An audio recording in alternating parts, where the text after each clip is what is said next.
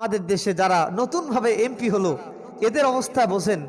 যারা আজকে হেরে গেছে না, ওই যে ফাইটটা যায়, একজন হেরে গেছে।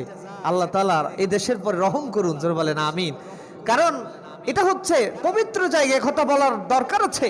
একটা পবিত্র জায়গায় যে যদি আপনি ফাইটটা যান দিয়ে চালান, তাহলে এই দেশে আল্লাহর রহমত আসবে না, বিশ্বাস করুন আসবে না, আশা কখনো সম্ভব নয়।